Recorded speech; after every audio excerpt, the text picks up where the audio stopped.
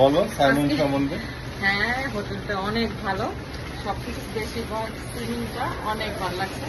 আর এখানে বারও আছে, তারপরে সবই আছে। সুইমিংটা ভালো, বাচ্চারা অনেক এনজয় করছে, আমরাও এনজয় করছি, কিন্তু সুইমিং পারি না তাও। এই আজকে সুইমিং করো নাই কেন? আজকে পিটাবে জানো না, আমাদের টাইম আছে আর হ্যাঁ। 12টা পর্যন্ত আমরা সুইমিং করতে পারতাম, তো এখন আর হবে না, এখন সবারই একটু আমাদের ঠান্ডা সময় ঠান্ডা। শেষ। এই জন্য এভরিথিং গুড।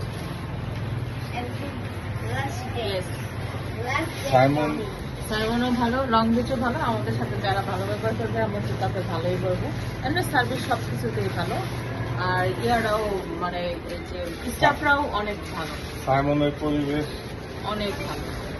সাইমনের স্টাফদের ব্যবহার, হ্যাঁ, ওনাদের ব্যবহারও খুবই ভালো, মানে কেউ ইয়া না। এর আগে একটা ব্লগে বলছিল যে ওনাদের নক করছে, ওনারা একটা বারই মানে কলিং বেল দেয়, ওয়েট করে তারপরে আরেকটা দেয়, ওরা বারে বারে নক করে না। ওই একটা মানে ইউটিউবের মানে ব্লগার ওরা বলছিল বারে বারে বিরক্ত করে, উনি ভুল বলছিল।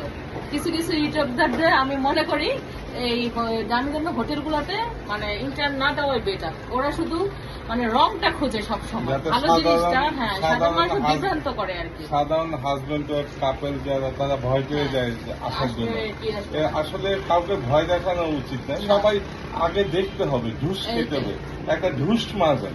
আয়সা একটা না, ঢুস কিছু কিছু ব্লগার আসলে অনেক খারাপ, না, ওরা মানে এক সাইমনের একটা মতো হোটেলে বড় বড় হোটেলে একটা ঢুস মেরে চলতে হয়।